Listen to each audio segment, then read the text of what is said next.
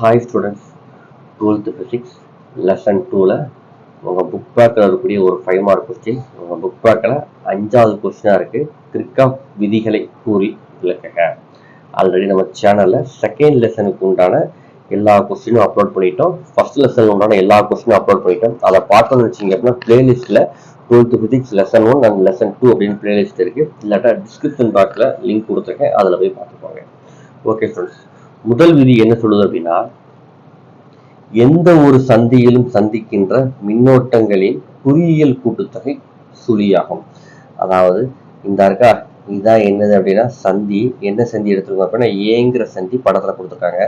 இந்த ஏங்கிற சந்தியில சந்திக்கின்ற எந்த ஒரு மின்னோட்டமா இருந்தாலும் சரி, அதனுடைய கூட்டுத்தொகை என்னவா இருக்கும் அப்படின்னா 0வா இருக்கும் அப்படின்னு சொல்றாங்க. சரிங்களா?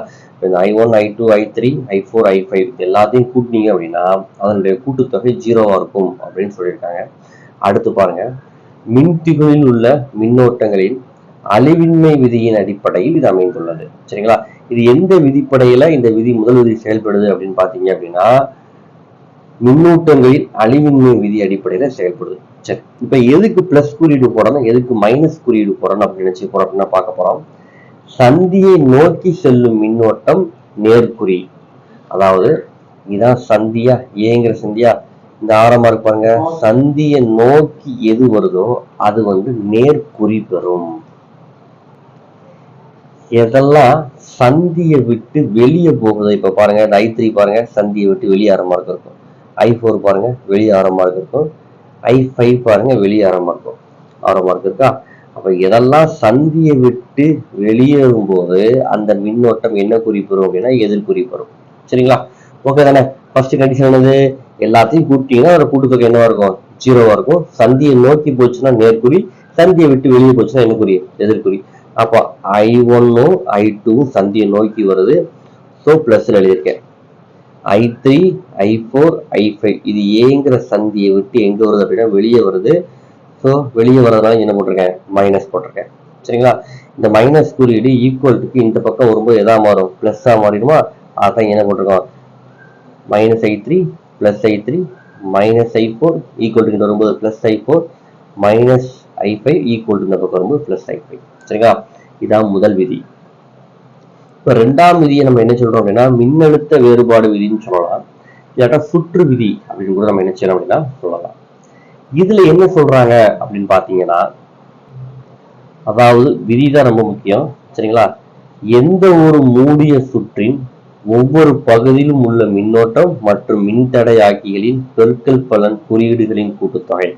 அதாவது அதுல பாயக்கூடிய மின்னோட்டம் மற்றும் மின்தடை இதனுடைய குறியியல் கூட்டுத்தொகையானது அந்த சுற்றுல பாயக்கூடிய மின் இயக்கு விசைகளின் குறியியல் கூட்டுத்தொகைக்கு எப்படி இருக்கும் அப்படின்னா சமமா இருக்குமா.